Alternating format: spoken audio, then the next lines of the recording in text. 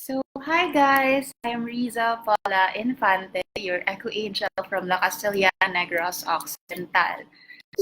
I was invited by um, Entertainment News portal to go on live. Thank you for this opportunity po.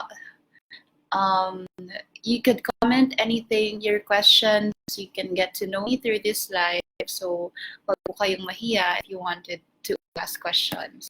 So, yun. How is everyone? I hope everyone is doing fine. So, about myself, to tell you more about me, I'm a mass communication graduate po of the University of St. Lasoma, Bacolod. I'm currently working, managing my own business as my own way of living. So yun. And advocacy for this year's pageant is more of reformation of lifestyle and culture change po. So yun. um,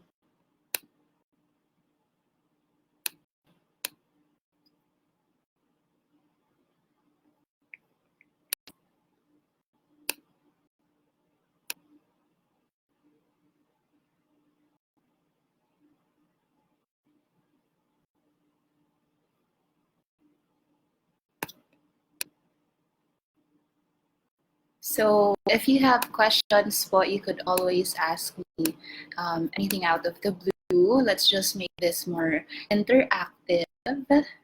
So yun, just let me know anything that you wanted to know about me. Ask me any question.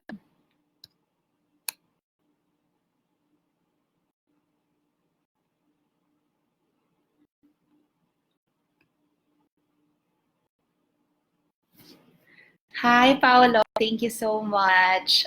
Thank you so much for supporting. Si Paolo po yung nagmamanage ng social media accounts ko. So, thank you for always doing such an efficient job. So, from Pexwell, hi! Hello! Extended ba ang quarantine in your place? Here in Negros, under GCQ na po kami, or General Community Quarantine. And we are also part of the low risk na mga areas, and very controllable naman yung numbers namin in terms of the COVID patients or yung mga COVID cases namin. So, there's a probability that GCQ would be extended until the end of May, but it was suggested by the IATF for COVID-19 that we can that we are not already part of the CQ areas. Yun. Hello po, Melvin Tan. Hi.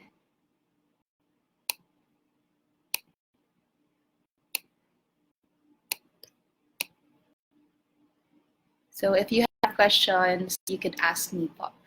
I'm good. I'm doing fine. Medyo minamanage lang lahat ng obligations sa business and also sa Miss Philippines Earth. So far, manageable naman po. Kayo po, how are you? I hope everything's fine. I hope you're safe there sa place niyo po.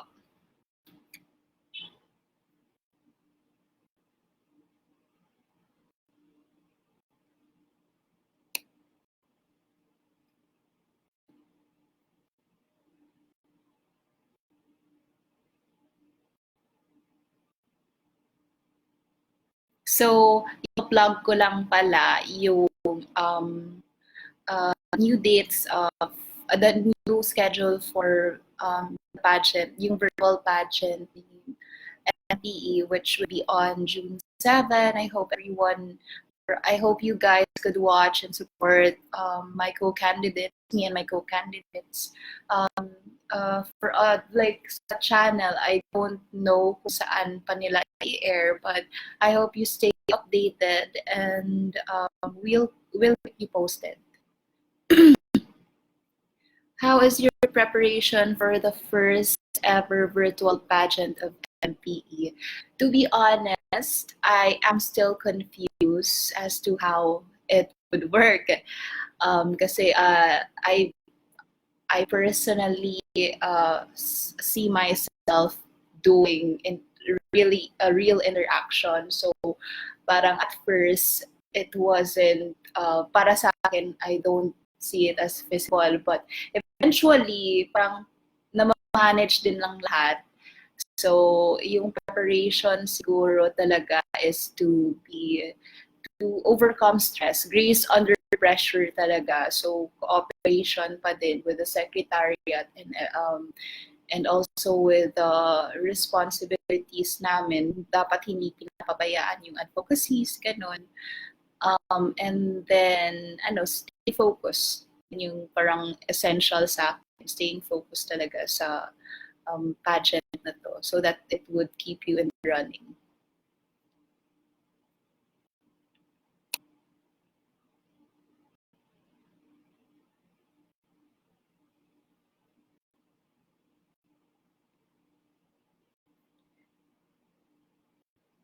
Hello, ate.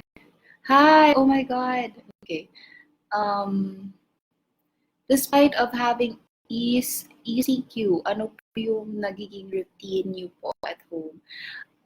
Sa akin, to keep myself safe and also my family, I always see to it that I drink enough supplements. Kailangan I need to stay fit and healthy so that I could be responsible for myself and also for others. So yung routine talaga namin is we need to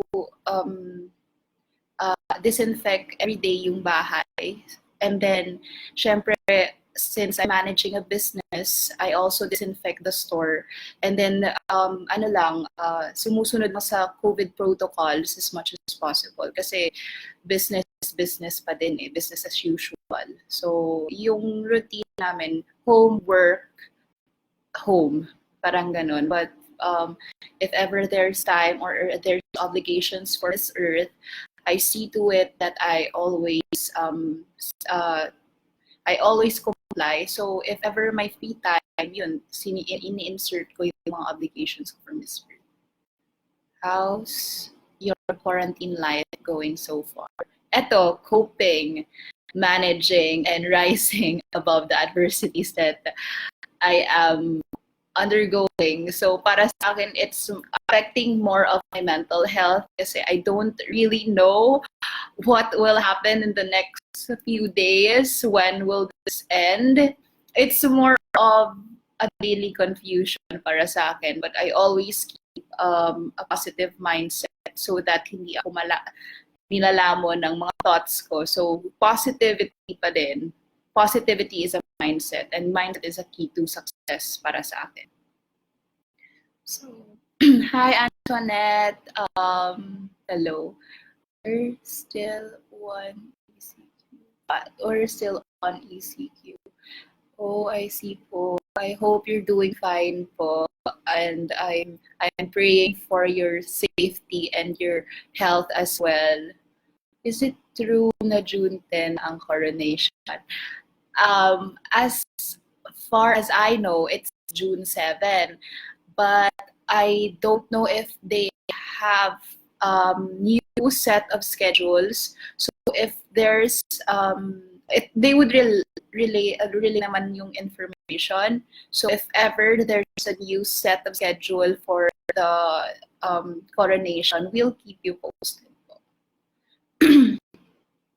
What's special about your hometown, La Castellana?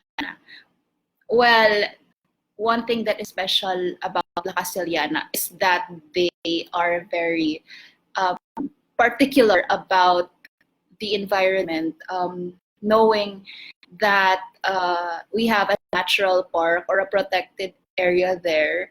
We are very particular in taking care of or looking after our waste, yung consumption natin, yung basura natin. So as much as possible, we are trying to achieve achieve a zero waste lifestyle, but hopefully, upon helping sa advocacy ko, we could achieve that vision.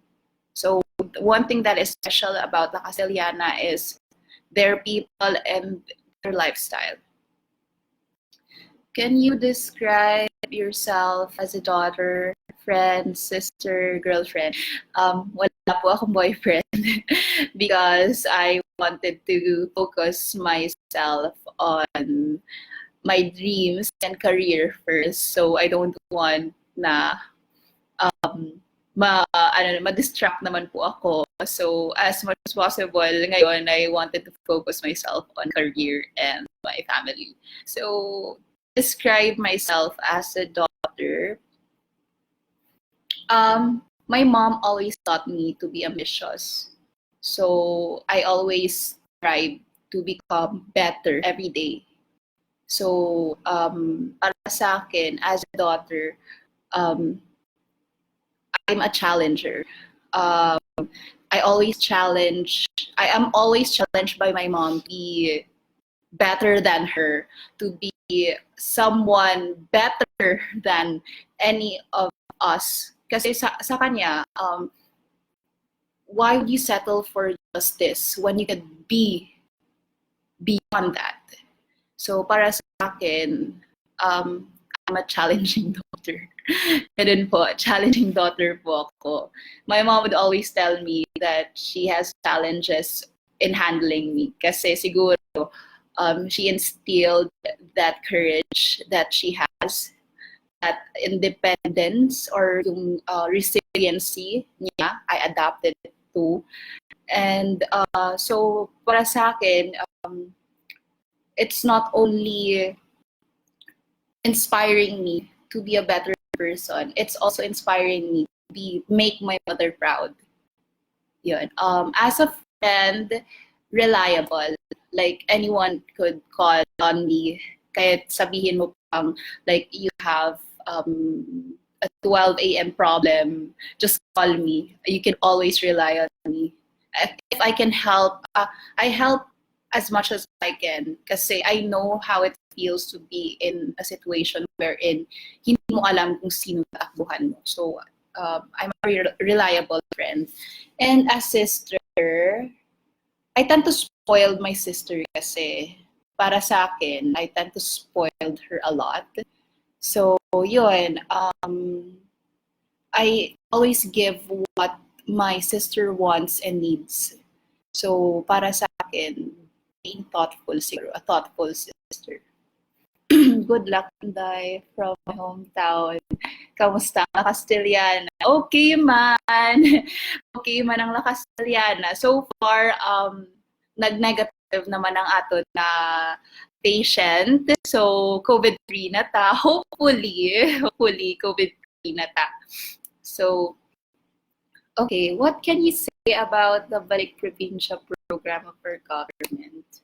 Well, what I can say about it, I support it personally.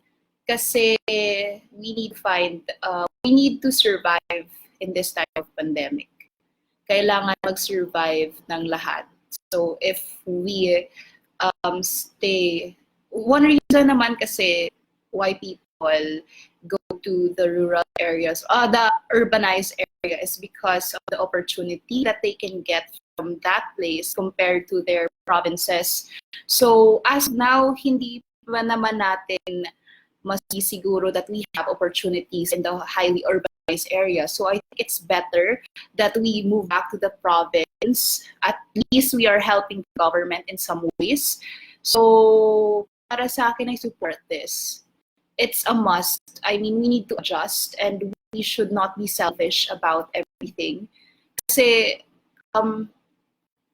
the government manages everything and sees to it that mabibigyan ng ayuda lahat, mabibigyan ng support ang lahat. So one way to support the government is to abide by the rules. So for me, the Balik Probinsya program is one thing that we must support sa government natin. What's your business? I am a franchise owner of a fast food chain dito sa Silay po. So, I don't know if you're familiar. Sa mga taga-Negros, I know that they're familiar with Nick's Patatas. So, yun, burgers and fries po and everything nice. And I also own another restaurant which is PNR. It's more of ribs and wings kasi mahilig po ako magluto. It's like one of my passion, yung pagluluto. I'm okay naman. Thank you. I'm from Metro Manila po. Keep safe po. I believe Negros Occidental has a lot to offer when it comes to beauty of nature. What tourist destination can you recommend to us na magandang puntahan? La Castellana po. There are a lot of undiscovered areas there. Like Mandayo Falls is one. Para sa akin, I'm always so fascinated about the Mount Canlaon. It's like the Negrenses or the Negros version of Mayon, but yung difference lang is the other side is imperfect and the other side is perfect. So parang perfectly imperfect tone yung Mount Canlaon. So para sa akin, in promoting ecotourism areas, I wanted people to be curious kasi it would draw in attention. So para sa akin, mas gusto kong i-promote siya by name muna. And then if they come to the place because curious nga sila, then they would experience pa din for promotion para sa akin. So para sa akin, you should visit La Castellana, yung Mandayo Falls, yung Mount Canlaon Natural Park, yung Baji-Baji, what else? Madami, sobra. And also the food there is so good. What can you say sa mga Pinoy na sumusunod sa environmental policy when they go abroad or hindi na if dito sa Pinas? Para sa akin, it's all about the mindset. It's all about the mindset. So, kung ano yung mindset ng Pilipinas dito, sometimes the people from outside or even foreigners, or yun, they tend to adapt our lifestyle kasi we embody who we are. We embody our country. So, if tayong Pinoy, we don't have respect for our environment, then why would others do? Kailangan it must start within us na dapat we should embody yung gusto nating trait or gusto nating sundin ng mga tao. So I think first and foremost yung kailangan talaga is us being responsible for the environment. Our actions would be replicated if people see that we are following or abide upon on these environmental policies. Yung environment, like example, I would be blunt about it. Yung Republic Act 9003, which is the segregation management, we don't really practice segregation. Not really all. I'm not stereotyping all, but only a few. Tapos nakalagay pa doon, no segregation, no collection, but still, yung mga truck natin, garbage truck, still collects even if hindi segregated yung waste natin. So, what's the use? I mean, para sa akin, the government has done their part in terms of legislation. But the implementation, the key to this must start with people. You must implement it first, then others would follow. So you need to walk your talk. You need to be someone who is worthy of to be emulated by other people. Hindi lang tayo, yung problema sa atin, we are too reactive rather than proactive. So I think one thing that we must reform within ourselves is our actions and commitment towards the environment. 10 years right now, how do you foresee yourself as Rizza in the society?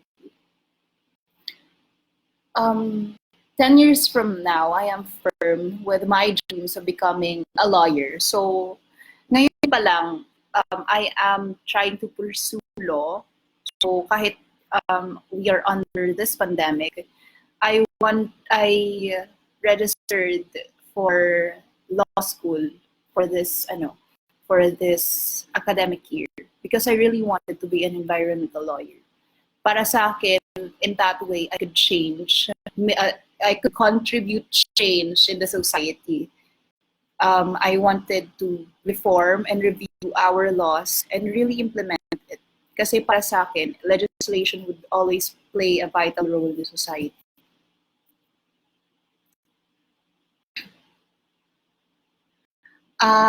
Sorry po, hindi po ako taga Bicol.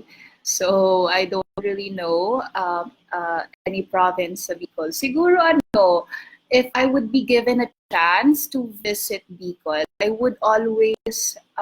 always dream of visiting Albay. I wanted to see the beautiful Mayon volcano para sa akin.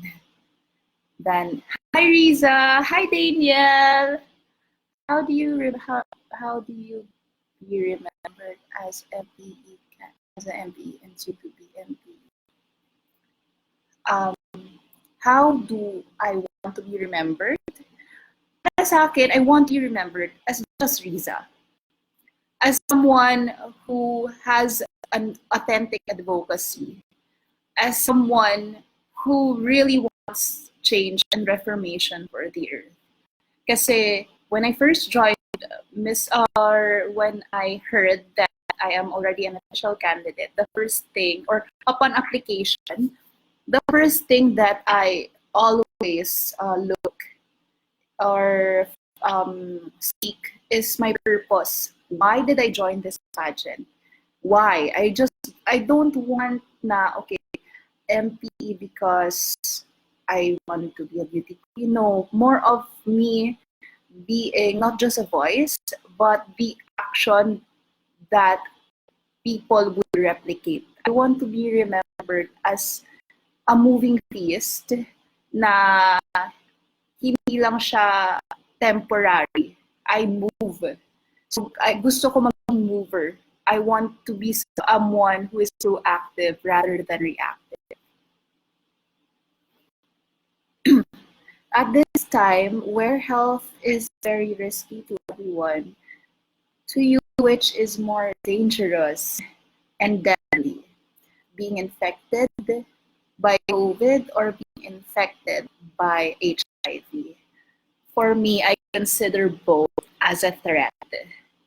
They are threats. So, both viruses would contribute to the risk of our health. So, as of today, we shouldn't weigh the lesser evil because both are evil. Both are risky. Both are threats to our well-being as a person.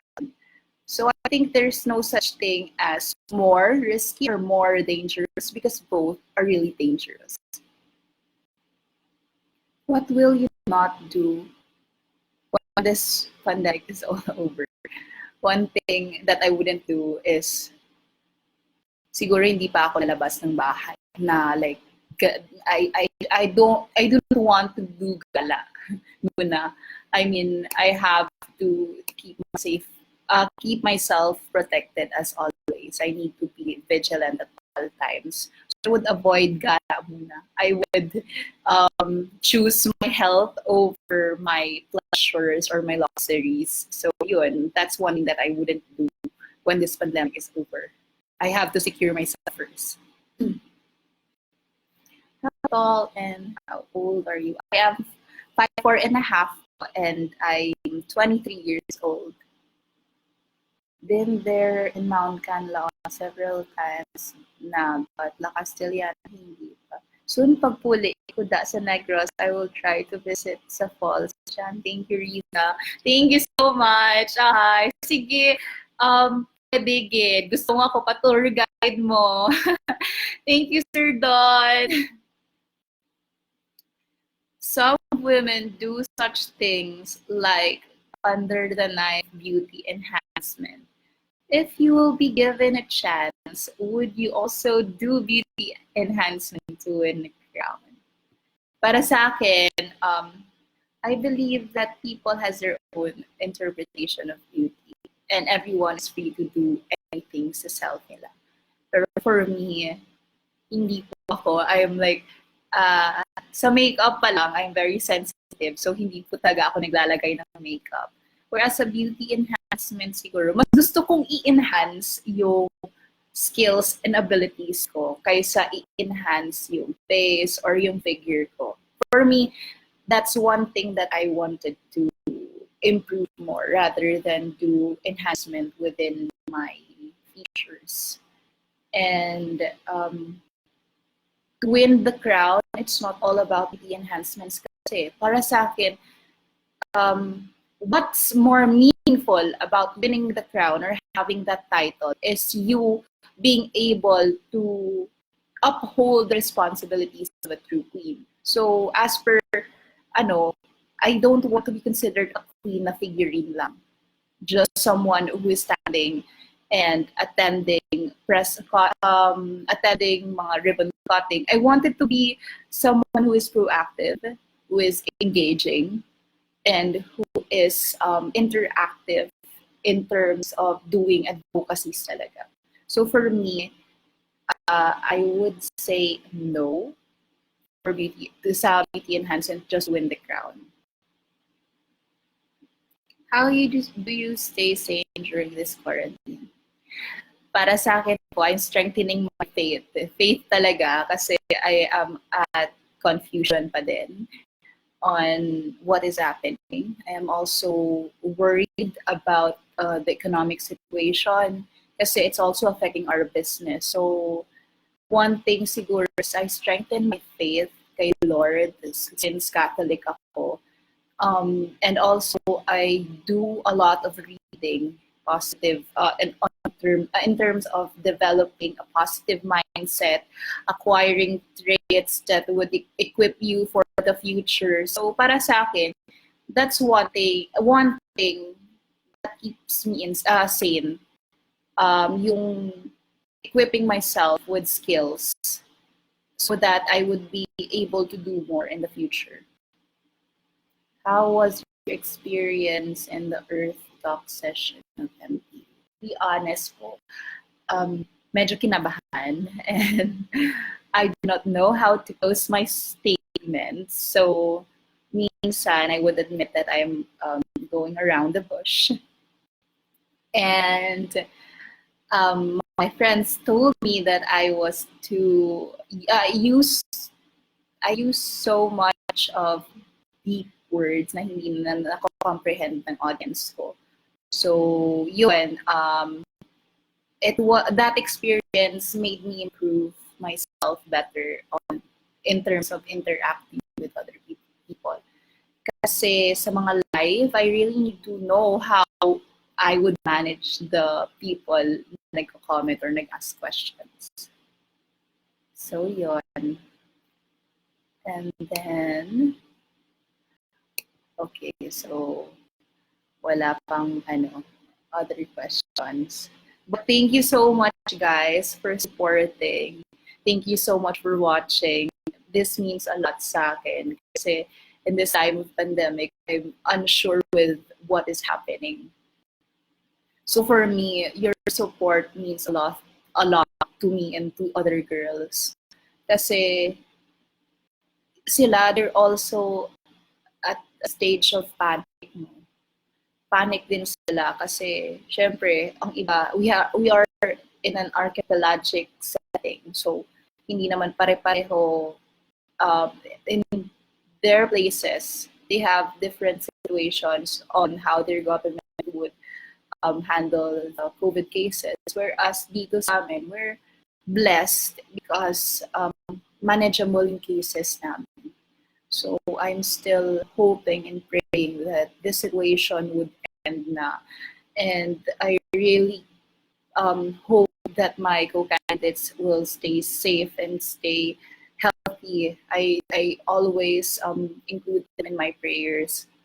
At lahat ng mga taong nasa metro, mostly yung mga affected areas were in high risk yung COVID situation.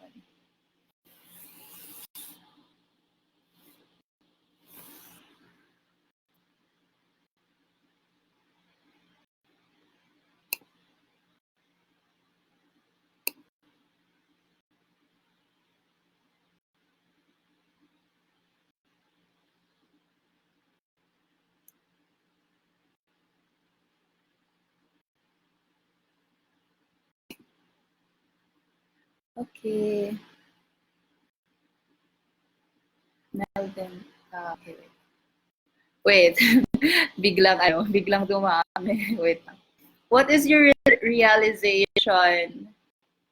What is your realization in this pandemic? For me, the realization that I have is responsibility. We need to be responsible. Hindi siya yung parang we just have to be we just have to admit or acknowledge that hindi, it's more of authenticating our responsibilities, because sa pandemic na to, it's more of us being responsible for ourselves and we become responsible for others. So responsibility is one of the realizations that I have in this pandemic. Kasi we need to be responsible not only sa humanity but also to our common home. Kasi one reason why we are undergoing this pandemic, it's because of our actions. So imbalanced ecology, interaction with the wildlife, so yung transmission of the virus. There's a transmission of the virus due to our imbalanced ecology. Was there a very memorable experience to you that happened while accomplishing your road to the crown? And memorable experience, I see this para sa akin na memorable experience is more of a lesson, life lesson that I can never forget. It's more of either a failure or a victory. So the memorable experience siguro that happened to me while accomplishing this road, this path that I'm taking, is when I underwent social media disgrace in December 2019. It was really a turning point in my life, and I learned how to still manage myself and rise above the adversities. It came to a point na nag 119 shares and everyone really bashed me. So one thing that came to mind is I know myself. So I shouldn't be affected by the stories or the comments or the criticism and judgments that they are throwing onto me. It's more of me becoming better, becoming stronger, and becoming bolder. Kasi you know yourself better than these people because you are you. You're not them. They are not you. Parang ganun. So, this is one thing that made me realize that I wanted to push myself to be better. And I wanted to join another pageant, not for me to acquire fame, but for me to challenge myself that I can be better than my past. Skincare routine, please. So skincare routine, I don't really put on much sa face, but I see to it that every day I clean my face with Katie Mera. I don't know if you're familiar, but Katie Mera works on my face kasi hypersensitive siya.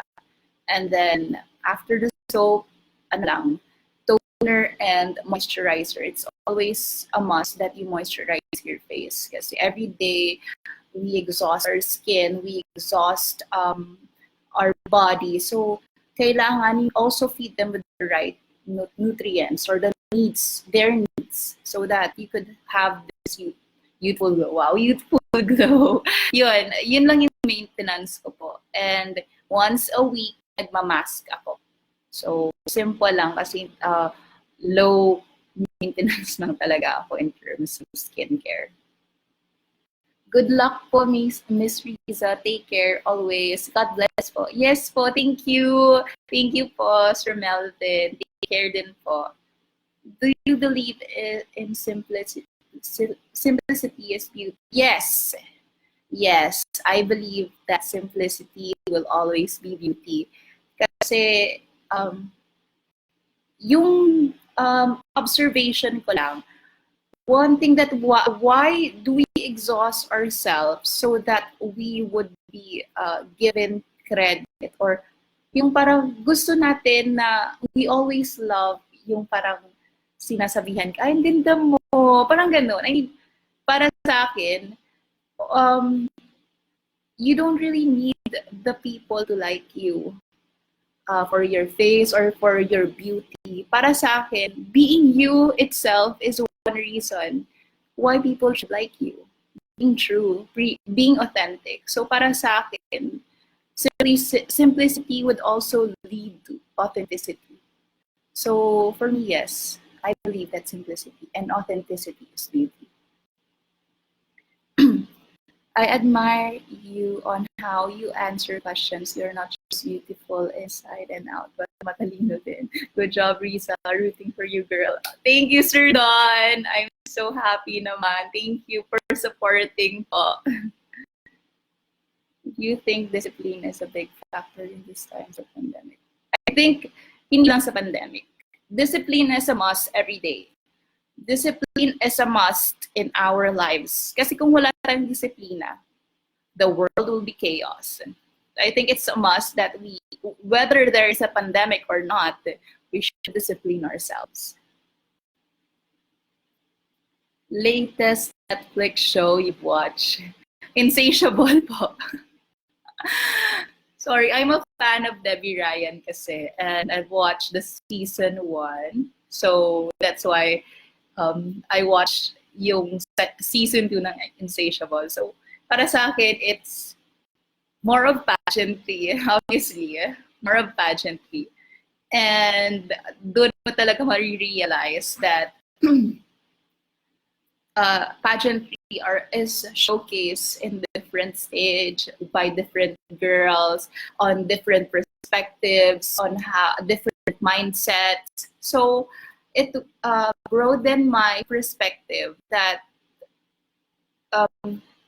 different yung ano ng tao on this thing. Sometimes people would say that pageantry is only is staged or is more of fake advocacies, but no, it's not. I am a representation that advocacies or pageantry is not about fake advocacies. Kasi ako, I personally do my advocacies. I don't think it's fake. So, yun. So going back to the topic, yun. You should watch Insatiable po. It's really nice for me. Let us not forget to thank our frontliners who keep fighting to win against this pandemic. They are real heroes. Include them too. Yes po. Ako, my friends are frontliners and medical workers po. And also my cousin. Sa family ko po, ako lang po yung nag-media. But the rest of my cousins are all into medical fields. So, I salute them for their effort, for their courageous spirit. Kasi hindi biro po na we are in this pandemic and you still manage to think in saving other people and compromise your health. For me, they're really saviors po. So, yes po, we need to be grateful that we have health workers who continually continue to fight in this time of pandemic. Do you believe you are in what you eat? Yes, I do. It's also, you are what you think. Para sa akin, it's both. You are what you think and you are what you eat. So, to keep my lifestyle balanced, I always eat what is right, or if gusto ko mang kumain ng like, syempre, everyone, let's be real. Sino ba namang hindi kumakain ng junk food? I mean, we cannot be fake about our lifestyle, but we need to see to it that it's always balanced, na hindi po pang araw-araw kakain ng junk food. So balance lang talaga. Life is about balance. So you must know how to control and how to discipline yourself. It's also the way you think. So kung alam mo na nagka-toxicate ka na, why would you still continue to feed yourself with this kind of mindset or this kinds of criticisms or whatever that you're reading or whatever you're browsing? So when you know that it is not right already, quit it. Ganun lang. Were you bashed before? Yes po. Maraming beses. Not only bashing, but I was degraded. I was criticized. I was judged without knowing my side of the story. So, sa comment ko lang dito, it's more of you overcoming your flaws and knowing yourself better. Because kahit bashers pa sila, if you yourself can stand up for yourself, then they have no right to do that to you. You yourself must stand up for yourself. No one else would save you. Is this your first time joining a pageant? No po. I have been joining pageants before, but this is my first national pageant and prestige pageant. What can PH learn from Vietnam in handling pandemic? Siguro, one thing that I wanted the government to have is transparency. We have trust issues kasi, that's why we react too much in the internet. But one thing that we must do is sa self lang natin. Let's apply this within ourselves. And maybe if the government sees that their people is also transparent, then they may be influenced to be transparent as well. Pero kailangan talaga is transparency. That is why Vietnam handled the pandemic well, because they're transparent with their people. And people become responsible, not only for themselves, but for the whole country. If you're going to share and teach us one principle that you have in life, what would it be and why? One philosophy that I have in life is, kasi ambitious nga ako, my mother taught me to be ambitious, is winners never quit and quitters never win. So if you want something, do not stop.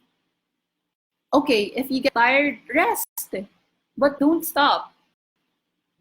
Challenge yourself to be better every day. Every day, kahit sabihin mo pagod ka na, don't stop. That's why importante yung mindset.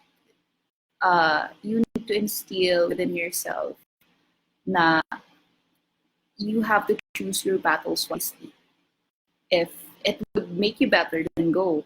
But if it would make yourself worse, then you learn to filter those things out.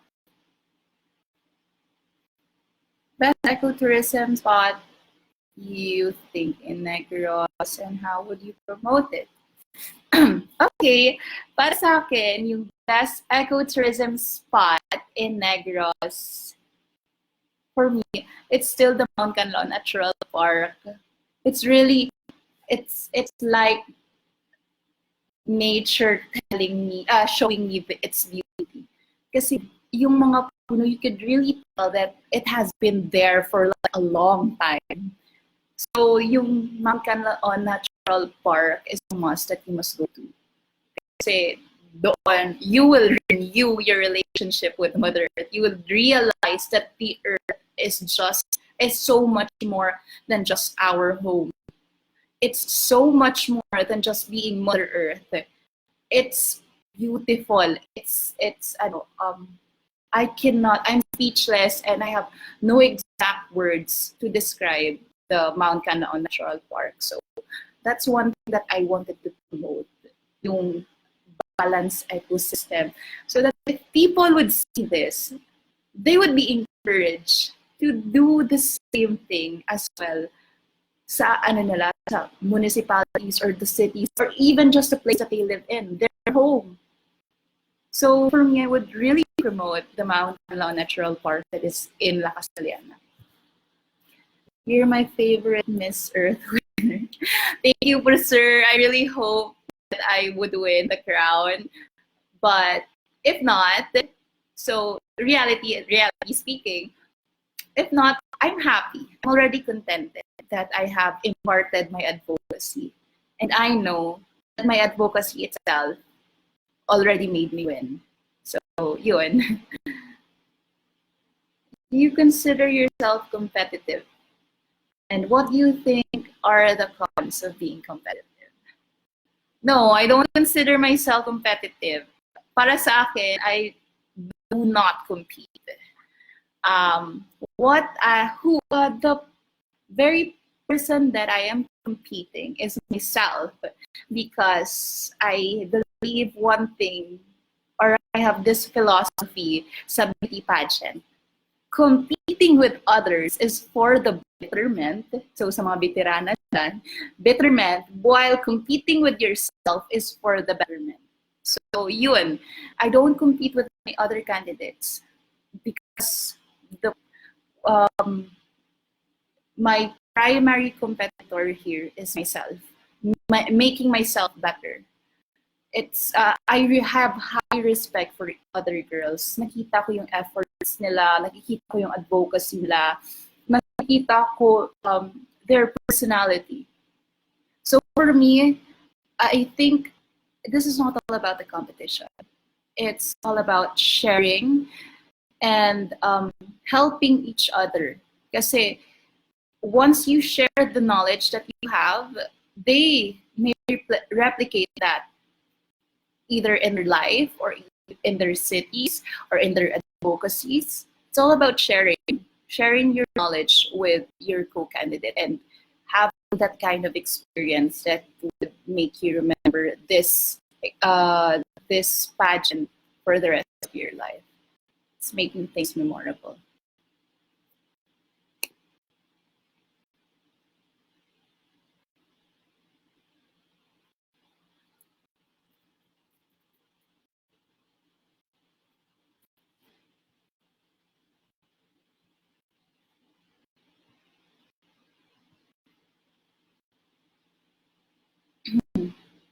So, yun,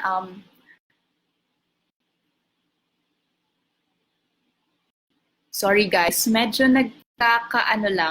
interruption sa connection.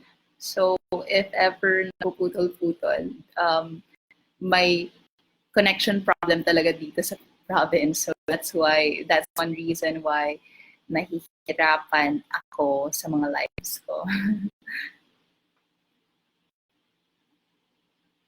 So, questions pa po. I really enjoy sharing my thoughts with you. It's very interactive. At the same time, it adds to my realizations in life that oo nga no, we can do this, or oo nga no, it's more of me knowing myself na hindi lang siya about this pageant, but it's making me knowledgeable with the social situations here sa atin.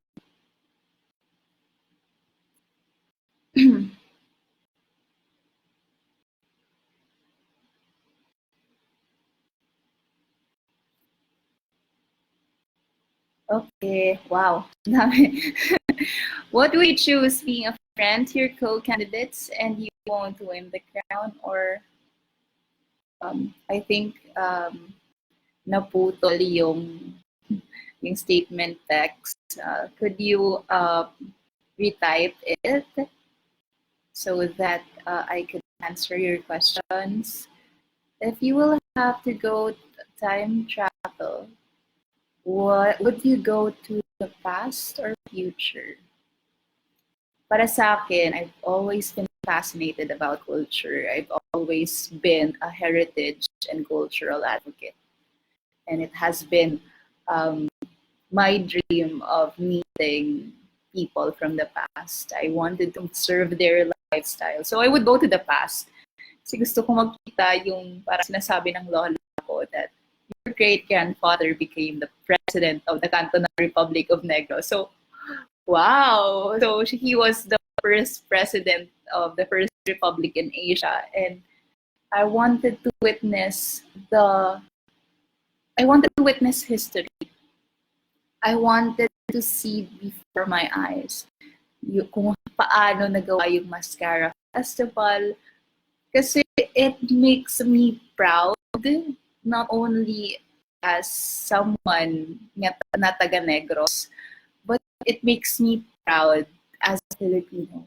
It instills national pride and identity within myself. So one thing that I wanted to do if I have a chance to time travel is go to the past.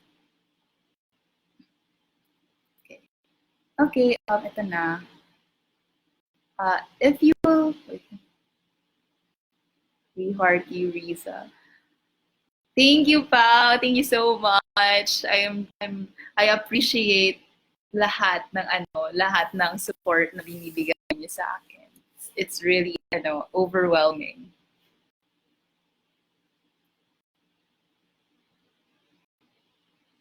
Okay. Going back sa question ni Bex, well, I hope you could retype it. You are a descendant of Aniceto Lacson. Yes po, my mom is a Lacson. So, my great-grandfather is the brother of Aniceto Lacson. So, that makes him also my great-grandfather. And my Lola would always tell me stories about him, which makes me more fascinated about the things that happened in the past. So, yun, I've been wanting to tell stories about the past. If ever siguro hindi ako magmamascom, I would take on a course about culture and heritage or more of community works. Gusto ko pa kasi maging social worker before, but then my mom pushed me or challenged me to be better, to be more than that. So sabi ko, what if lawyer, mom? So yun, that's why I aspired to become a lawyer. Would you? Sige, I'll try to answer the question of Bex. Oh wait, Bex, tama? Yeah. In my own understanding po ha. Okay. Siguro I would be a friend to my co-candidates.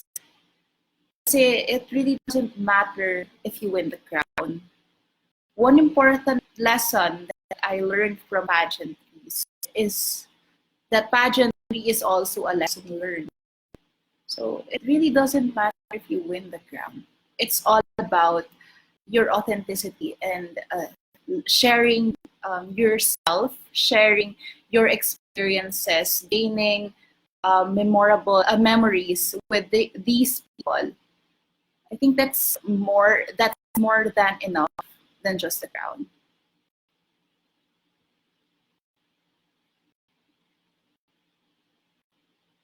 Hello, Reina Rose. Hi po. If you were to travel back during your great-grandfather's time, do you think you had also participated in the most victorious Cinco de Noviembre? Yes po. Para sa akin, yes. I wanted to see how they fake the canyons.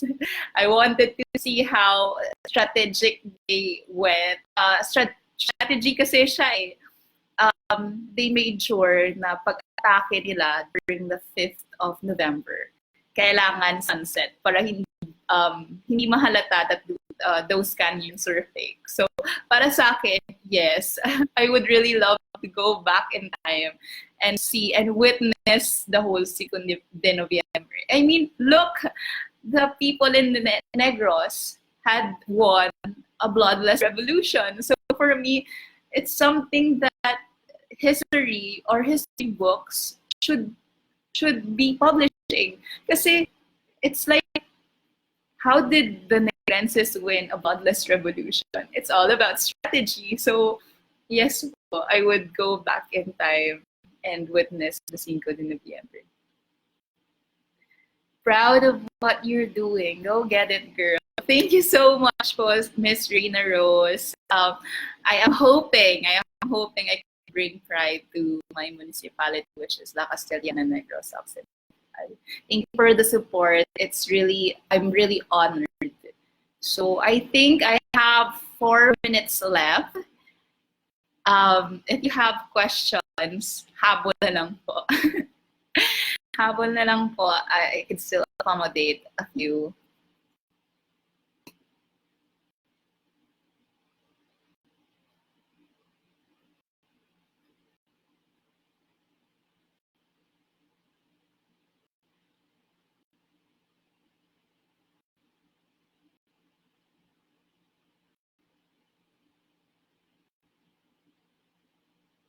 Hi, Sir Jojo. Thank you for watching. Ikaw talaga yung nakita ko dito.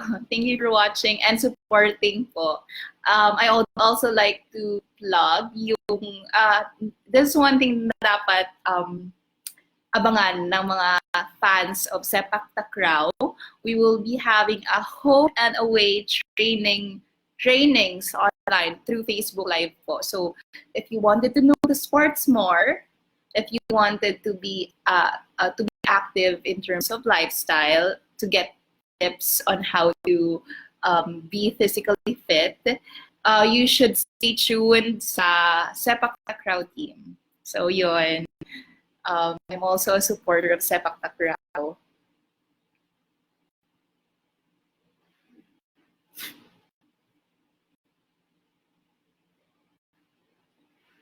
So I think I have 3 minutes left.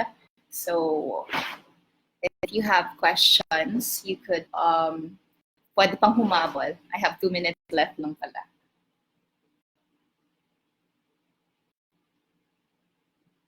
So I think I have to wrap it up. Mahilig din po pala ako mag-rap. So, one special or unique talent that I have is rapping skills po. Okay, so thank you guys for watching, and I would like to thank Entertainment News Portal for having me tonight. Thank you so much for supporting, and you could follow me, or you could know more about my daily activities or advocacies that I'm doing through my Facebook page, Rizza Paula Infante, or you could also add me through my personal account, Rizza Paula Infante. And sa Instagram ko, you could follow me, Miss Earth Rizza. So yun, if you wanted to know about Miss Earth or the updates, you could like our official Facebook page, which is Miss Philippines Earth. So stay tuned po. Thank you so much for having me. I hope you have a great night. Thank you. Bye.